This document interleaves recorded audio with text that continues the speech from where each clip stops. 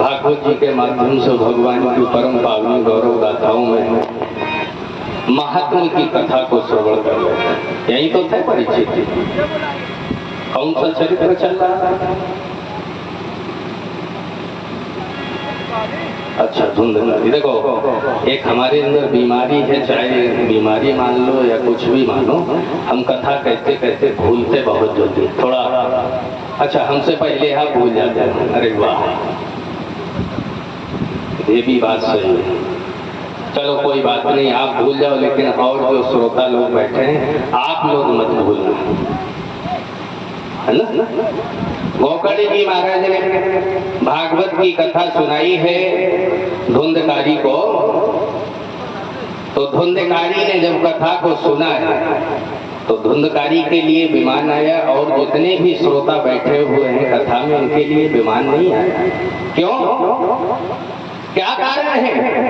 कारण ये है, धुंधकारी ने कथा सुनी भी है और उस कथा पर मनन भी किया है। प्यारे, जब तक जीवन में कथा, चाहे आप 100 सुन लो, 101 सुन लो, चाहे 1000 कथा सुन लेना, जब तक अपने जीवन में आप कथा पर मनन नहीं करोगे तब तक आपके लिए विमान आने वाला नहीं है। धुंधकारी के लिए विमान आया, सब श्रोता खड़े हो गए। गोकर्ण जी महाराज से कहा, गोकर्ण जी महाराज, आप हमें ये बताओ, आपने कथा सुनाने में भेद कर दिया। गोकर्ण जी महाराज बोले, मैंने कोई भेद नहीं किया। अगर हमने भेद किया होता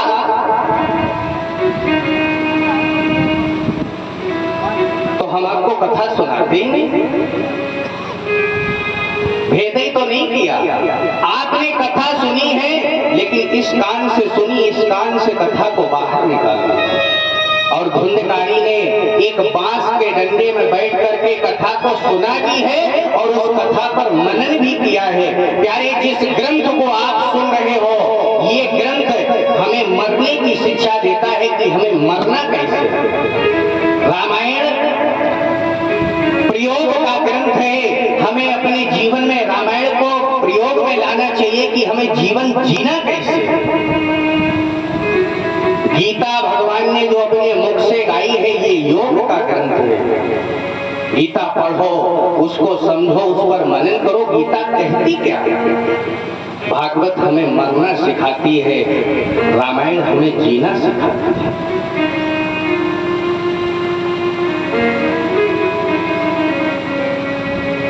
पांच अध्यायों की कथा सुनी। इस भागवत की कथा को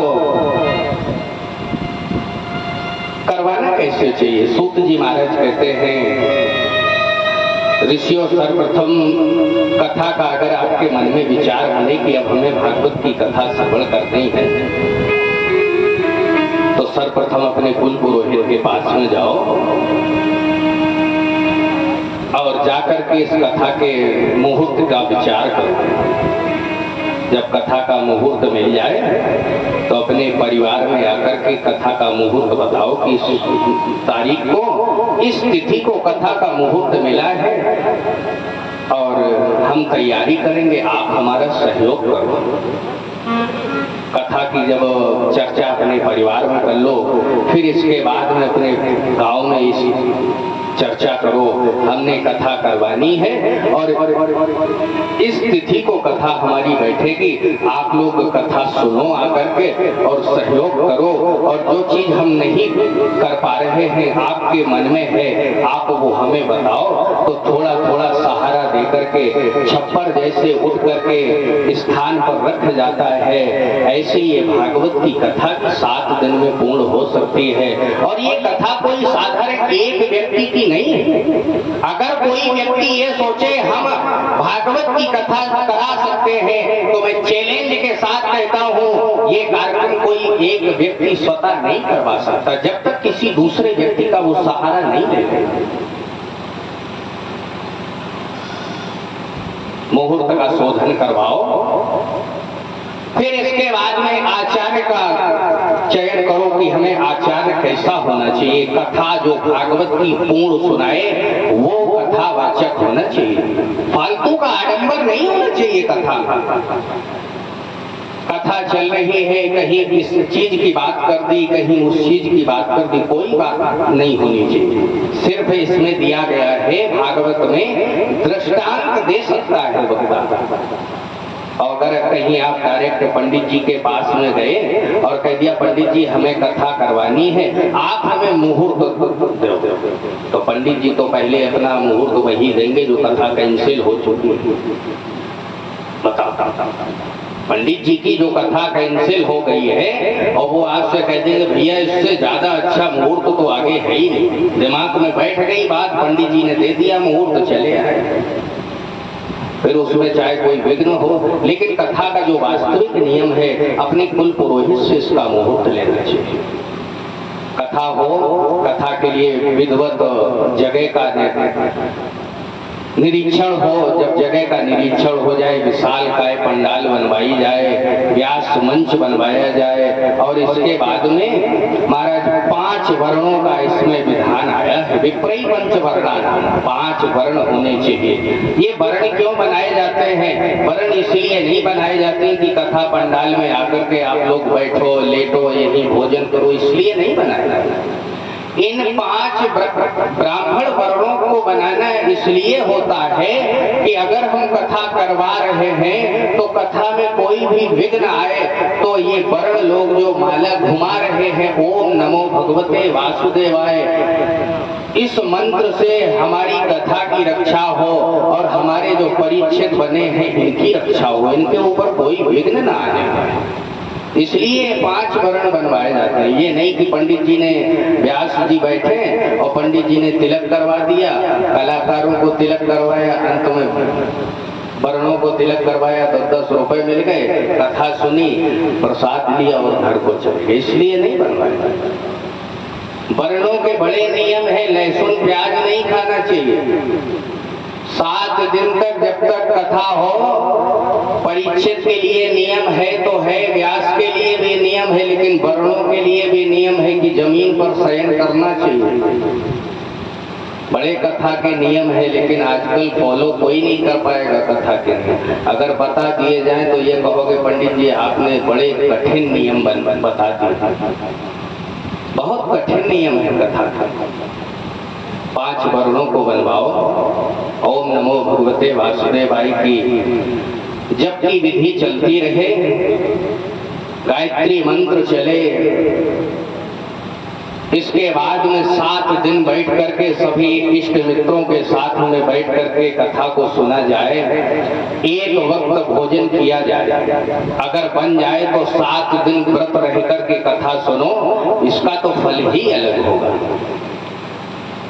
अगर 7 दिन व्रत रह करके आप कथा नहीं सुन पा रहे हो तो इसके लिए भी बताया गया है कि एक बार आप 24 घंटे में भोजन कर सकते हो, और भोजन कितना करना है कि हमें डकार ना आए,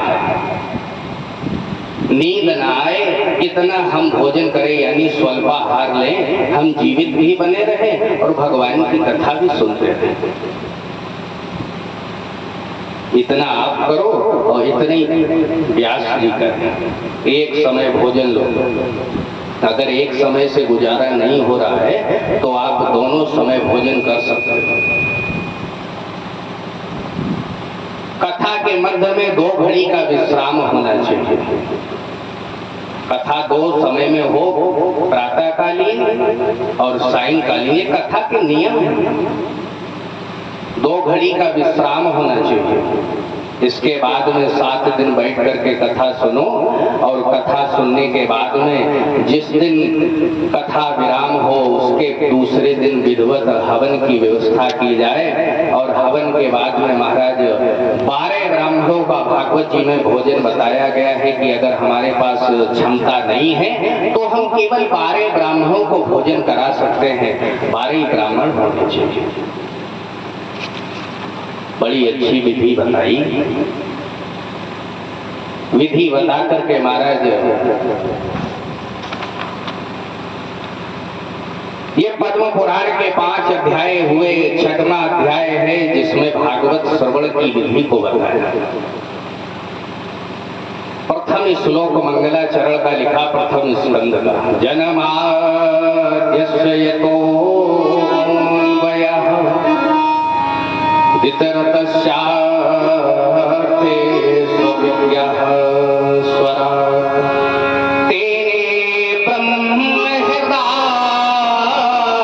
आदिकवये मुह्यन्त यतसूरयः तेजो वारिमृतां यथा विनिमये यत्र यत्र सर्गो सः धाम्ना स्वेन सदा निरस्तकुहकं सत्यं परं धीमहि। मंगलाचरण व्यास भगवान ने लिखा है और इस मंगलाचरण में महाराज सत्यम परम धीमहि, सत्य पुरुष परमात्मा की वंदना की है। अच्छा एक बात बताओ, मंगलाचरण व्यास भगवान ने इस महात्मा में भी लिखा है सच्चिदानंद रूपाय। मंगलाचरण किसका लिखा जाता है? मंगलाचरण प्यारे उसी का लिखा जाता है जिसका आचरण मंगल हो। मंगल भवन, जो अमंगल को भी मंगल कर दे, इसका आचरण मंगलाचरण लिखा जाएगा। मंगल भवन अमंगल हारी द्रवहु सुदशरथ अजिर बिहारी। सत्य पुरुष परमात्मा का ध्यान किया, और सत्य पुरुष परमात्मा कौन है?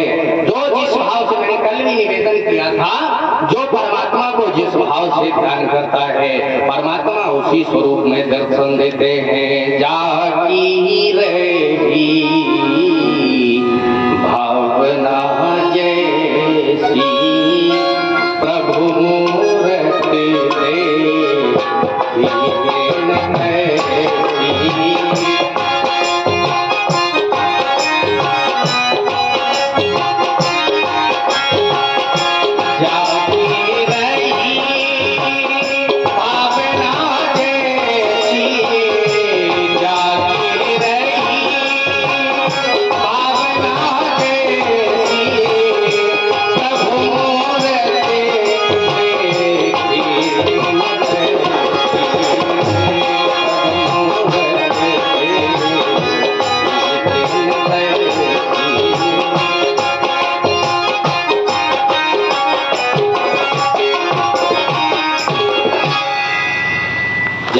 रही भावना जैसी, जो जिस भाव से भगवान को बचता है परमात्मा उसी स्वरूप में उसको दर्शन देते हैं। दूसरा श्लोक लिखा, धर्म प्रौचित कैतवो परमो निर्मत्सराणां। इस श्लोक में महाराज जी व्यास भगवान कहते हैं कि इस कथा को निष्कपट होकर के सुना जाए और निष्कपट होकर के गाया जाए। निष्कपट स्वरूप का वर्णन किया। जो यह कथा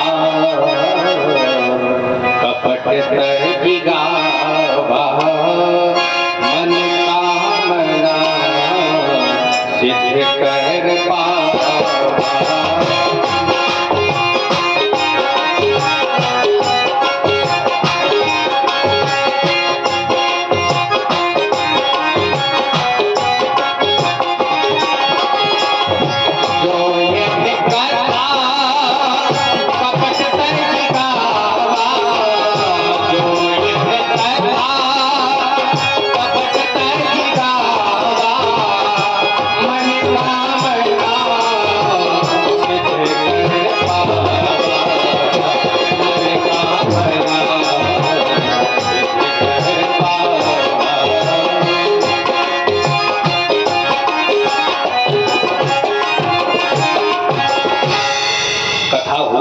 नैमिषारण्य की पावन भूमि में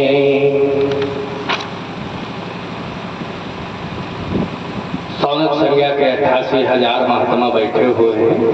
नैमिषे निवस क्षेत्रे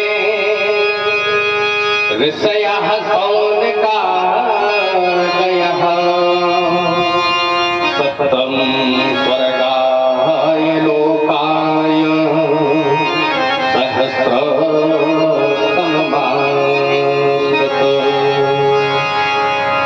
भगवान की प्राप्ति के लिए सभी महात्मा बैठे हुए हैं, एक अनुष्ठान कर रहे हैं। उसी बीच में क्या हुआ, बोले ता एकदा तुमुनयः प्रातर्हुदहुदाग्नयः। 88,000 महात्मा बैठे हुए हैं। उसी बीच में व्यास भगवान के शिष्य हैं जिनका नाम है सूत जी, इनका आगमन हो गया। और जैसे ही आगमन हुआ है 88,000 महात्मा खड़े हुए हैं। एक लाइन से सभी ने प्रणाम किया और प्रणाम करके पूछ दिया, प्रभु मेरे कुछ प्रश्न हैं, आप इन प्रश्नों का उत्तर दीजिए। जैसे ही आसन पर सूत जी महाराज बैठे हैं, सौनक संज्ञा के 88,000 महात्माओं ने प्रश्न किए। ध्यान देना आप लोग। परीक्षित जी, अभी अभी निवेदन किया था, भोजन इतना करो कि ना तो जमाई आए और ना डकारा आए। यही तो गलत कर रहे हो। अब हम माइक से नहीं बोलेंगे।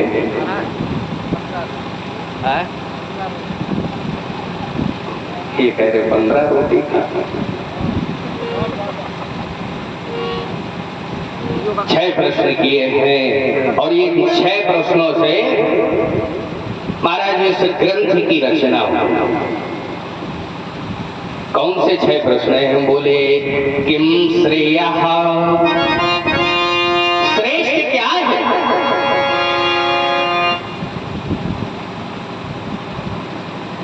शास्त्र सारः कः, शास्त्रों का सार क्या है? स्व अवतार प्रयोजनम, भगवान के अवतार लेने का कारण क्या है, प्रयोजन क्या है? किम कर्म, 5वां प्रश्न किया के अवताराश्च, भगवान के कितने अवतार हुए हैं? और अंतिम प्रश्न है धर्मः कम शरणं गतः। महाराज बस हमारे यही 6 प्रश्न हैं और इन 6 प्रश्नों का आप उत्तर दो। जैसे ये 6 प्रश्न सुने हैं महाराज, सूत जी ने इन 6 प्रश्नों को 12 स्कंधों में परिणित किया है। 335 अध्याय बनकर के तैयार हुए हैं। 18,000 श्लोकों की कथा आज ऋषियों को सुनाना आरंभ किया। पहला प्रश्न है किम श्रेयः, श्रेष्ठ क्या है? भगवान की भक्ति को श्रेष्ठ बताया है। शास्त्र सारः का, इन शास्त्रों का सार क्या है? बोले आप जो भगवान की कथा सुन रहे हो, भागवत की कथा सुन रहे हो, बस ये सार है। सार सार को कही रही और थोता दे उड़ा। सार आप ग्रहण करो और जो भी कूड़ा करकट है उसको आप निकाल करके बाहर करो। ये काम किसका होता है?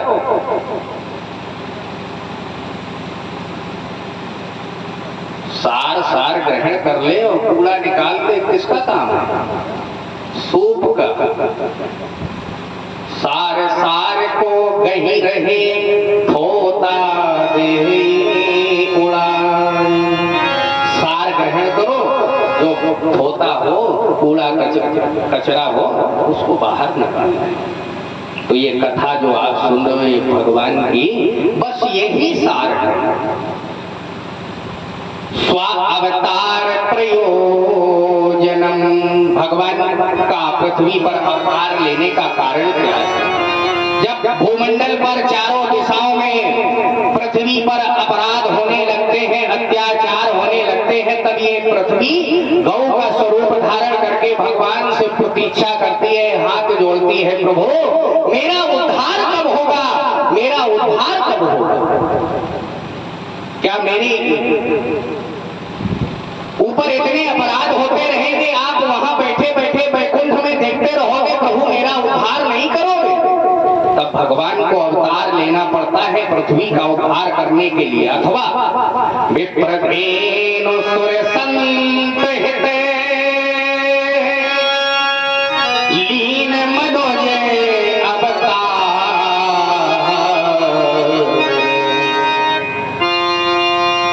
ब्राह्मणों पर यदि अपराध होना आरंभ हो जाए तो समझ लेना कि भगवान का अवतार होने वाला है। गाय पर अपराध होने लगे तो समझ लेना कि अब भगवान का अवतार होने वाला है। संतों पर अपराध होने लगे तो समझ लेना कि बस वो समय निकट आ गया है, भगवान का अवतार होने वाला है। भगवान का अवतार कब होता है? बोले जब जब हो धर्म के हानि, अरे बाढ़ असुर अधम अभिमानी, बाढ़ असुर अधम अभिमानी।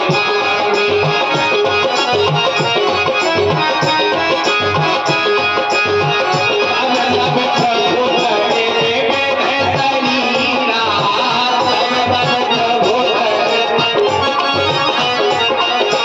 हरे कमाए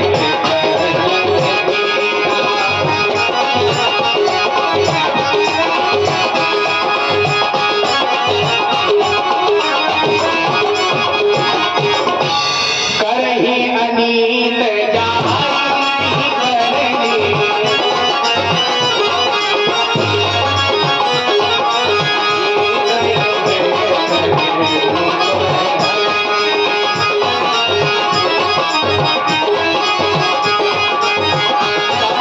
प्रभु धरे वेद शरीरा,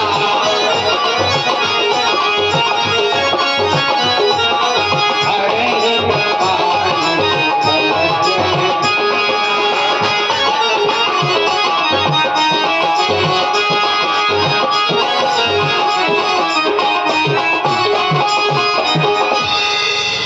जब जब धर्म पर हानि होने लगती है, धर्म का ह्रास होने लगता है, भगवान से बात सही नहीं जाती, भगवान को पृथ्वी पर अवतार लेना ही पड़ता है। तब तब प्रभु धरी विविध शरीरा, हरि कृपा निधि सज्जन पीरा। गीता में भगवान कहते हैं यदा यदा हि धर्मस्य ग्लानिर्भवति भारत, अभ्युत्थानम् अधर्मस्य तदात्मानं सृजाम्यहम्। परित्राणाय साधूनां विनाशाय च दुष्कृताम्। और भगवान का अवतार होता है किस लिए? बोले धर्म संस्थापनार्थाय संभवामि युगे युगे। धर्म की स्थापना करने के लिए परमात्मा को अवतार लेना पड़ता है। चौथा प्रश्न किया किम श्रेयः किम कर्म। भगवान का कर्म क्या है? भगवान का कर्म ये है कि सृष्टि को बनाना और सृष्टि का पालन करना और सृष्टि का समय आने पर संहार कर देना, ये भगवान का कर्म है। पांचवा प्रश्न किया कि अवतारस्यो, भगवान के कितने अवतार हुए हैं? वैसे भागवत जी में 24 अवतारों की गाथा आई है, भगवान के 24 अवतार हुए। वैसे अन्य अन्य पुराणों में भगवान के अवतार असंख्य हैं। अंतिम प्रश्न किया है धर्मः कं शरणं गतः। ये धर्म जब भगवान इस धराधाम को छोड़ करके गोलोक धाम को जाने लगे तो ये धर्म किसकी शरण में गया है? धर्मो भागवतो स्थितः। ये जब भगवान गए हैं गोलोक धाम तो ये धर्म जो है भागवत में जाकर के स्थित हो गया।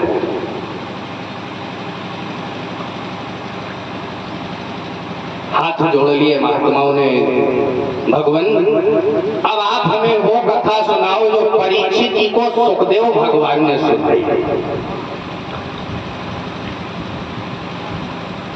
अच्छा वो कथा सुनना चाहे तो हाँ गुरुदेव। सूत जी कहते हैं ऋषियों पहले ये जानो कि व्यास भगवान के मन में ये कैसे आया कि हम भागवत की रचना करें। व्यास भगवान ने 17 पुराणों की रचना की, लेकिन व्यास भगवान के मन में शांति नहीं आई। मन को शांति नहीं है, मन खिन्न भिन्न है, बैठे हुए हैं सरस्वती नदी के किनारे। आगमन हो गया, इसका आगमन हुआ, बीड़ा बजाते हुए चले आ रहे हैं। श्रीमन नारायण नारायण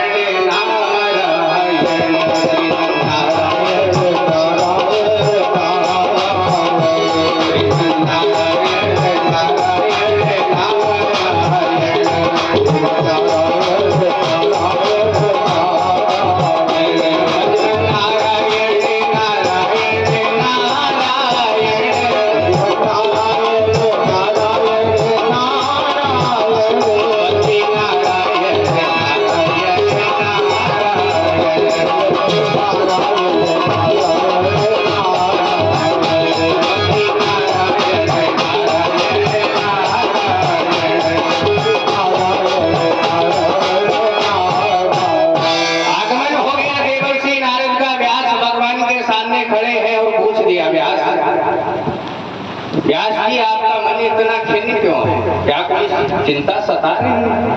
व्यास भगवान ने ऊपर मुड़ करके देखा, हाथ जोड़े, बोले देवर्षि आप तो सब जानते हो और फिर भी हमसे पूछ रहे हो कि क्या कारण है, मेरा मन क्यों अशांत है, आपको सब पता है।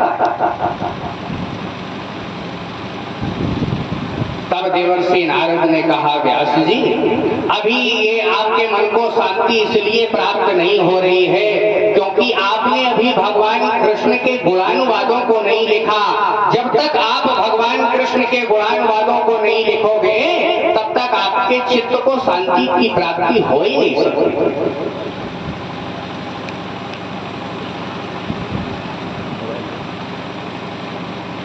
तो क्या करें? बोले ये करो कि जब तक भगवान कृष्ण के तुम गुणानुवाद नहीं लिखोगे तब तक शांति नहीं मिलेगी। ऐसा करो भगवान कृष्ण के गुणानुवादों को लिखो।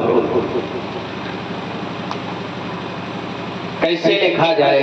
तो व्यास भगवान को देवर्षि नारद ने समझाया और बोले व्यास जी पहले मैं भी ऐसे ही संतों के साथ में घूमा करता था। मैं अपना पूर्व जन्म तुम्हें बताता हूँ कि मेरी पहले पूर्व जन्म में स्थिति क्या थी। आज मैं जो भगवान का भजन कर रहा हूँ ये मुझे कैसे प्राप्त हुआ। पूर्व जन्म की गाथा सुनाई है। अहम पुरातयित भवम मुने दास्यास्तु कस्याश्चन वेदवादिना निरूपितो बालके देव योगिनां शुश्रूषवे प्राप्तनिर्विभिक्षतम्। अहं पुरातीत भवे भवं मुने। मैं पूर्व जन्म की आपको अपनी गाथा सुनाता हूं, सुनना ध्यान से। हाँ सुनाओ, ध्यान से सुनो। मैं पूर्व जन्म में एक उपवरहण नाम का गंधर्व हुआ करता था। मेरे अंदर स्त्री की लंपटता अधिक ज्यादा थी। मैं स्त्रियों के झुंड को देखता था तो मैं स्त्रियों के पीछे भाग खड़ा होता था। एक समय की बात है, प्रजापतियों ने देव समाज के लिए कुछ अप्सराएं बुलाई हैं और जैसे मैंने अप्सराओं को देखा, नृत्य गान करने वाली अप्सराएं हैं, तो मैं भी भाग खड़ा हुआ। वो अप्सराएं जाकर के नाचने लगी देव समाज में, तो मैं भी उनके साथ में चला गया। नृत्य गीत आदि करने लगा, मैं भी उनके साथ में नाचने लगा। जैसे मुझे प्रजापतियों ने देखा उन्मत्त दशा में, तो उन प्रजापतियों ने मुझे श्राप दे दिया और कह दिया जाओ मैं तुम्हें श्राप देता हूं कि तुम शूद्र हो जाओ। जैसे मुझे श्राप लगा है, मैं शूद्र तो हो गया लेकिन दासी का पुत्र हुआ। एक दिन की बात है, मेरे पिताजी का देहांत हो गया। मेरी माँ मुझे गोद में लेकर के लालन पालन करती है। मैं थोड़ा बड़ा हुआ ये कि कुछ संत चातुर्मास व्यतीत करने के लिए आए हैं। उन्होंने कुटिया बनाई और कुटिया में संत कुछ दिन चातुर्मास विचरण करने आए हैं, वो रोक गए। जब वो संत रुके हैं तो मैं भी उन संतों के पास में जाने लगा। संत भजन करते ताली बजा बजा करके, तो मैं भी भजन करने लगा। संत के प्रभाव से ये हुआ, एक दिन मेरी रुचि भगवत धर्म में हो गई।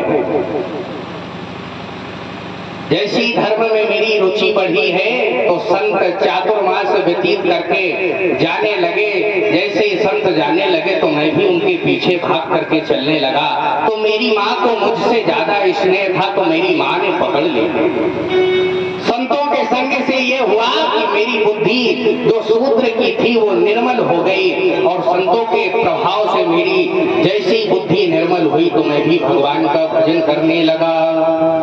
संतन के संग लाग रे तेरी अच्छी बनेगी, संतन के संग लाग रे तेरी अच्छी बनेगी।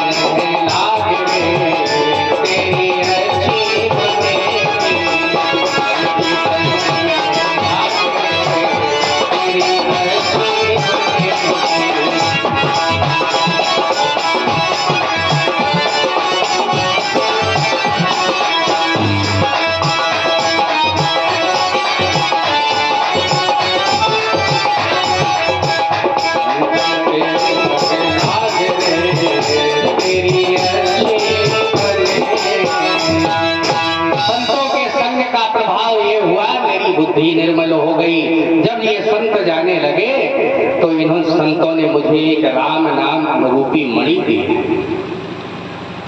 भगवान के दिव्य नाम का उपदेश दिया और कहा, बेटा तुम इस मंत्र को हमेशा याद करना, जप करते रहना, तुम्हें एक दिन परमात्मा अवश्य प्राप्त हो जाएगा। मैं उसी मंत्र का आश्रय लेकर के मंत्र को जपता जपता जप करते करते महाराज मैं एकांकी जीवन जीने लगा। जैसे ही उस मंत्र को जपते मैं एकांकी जीवन जीने लगा तो मुझे एक राम नाम रूपी मणि मिली है। राम नाम मणि दीप धर जीह दे हरि द्वार। तुलसी भीतर बाहिर भीतर और बाहर जो चाहत उजियार। जैसे राम नाम रूपी मणि मिली मैं उस मणि को अपने साथ में लेकर के घूमने लगा, राम राम राम जपने लगा। हुआ ये कि मेरी माँ को मेरे प्रति मोह ज्यादा था। मोह सकल व्याधन कर मेरी माँ को मेरे प्रति मोह था कि मेरा एक बालक है, अगर इसको भी संत के साथ में चला गया तो फिर मैं क्या करूंगा, मैं अपना जीवन किसके सहारे जीवित रहूंगा। मेरा पति देहावसान को प्राप्त हो गया, मेरा एक बालक है, माँ जीवन काट लेती है बालक को देख देख कर। पति की याद ना आए, बालक को देख देख करके अपना जीवन पूरा व्यतीत कर सकती है। हुआ ये मेरी माँ संतों के बीच में बाधा बन गई। ईश्वर से मैं प्रार्थना करने लगा मेरी माँ से मेरा छुटकारा कब होगा। हुआ ये कि एक दिन मेरे मन में प्रभु को पाने की अविरल चाह बनी रही हो, प्रभु के प्रति अकाट्य प्रेम बना रहा। एक समय मेरी माँ शाम के समय गाय दुहने के लिए गौशाला में गई है और जाकर के जैसे ही मेरी माँ गौशाला में गाय दुहने के लिए गई है, काल आया और मेरी माँ के पैर में उसने काटा है। और जैसे ही मेरी माँ को सर्प ने काटा है, मेरी माँ का प्राणांत तो वही हो गया है। जैसे ही मेरी माँ मरी मुझे बहुत दुख हुआ। अब मेरा लालन पालन कौन करेगा, मैं किसके सहारे अपना जीवन व्यतीत करूंगा। लेकिन एक सुख ये हुआ कि मैं संतों के साथ में जा रहा था तो यही माँ मुझे पकड़ रही थी, बेटा तुम अगर संतों के साथ में चले जाओगे तो मैं अपना जीवन कैसे व्यतीत करूंगा।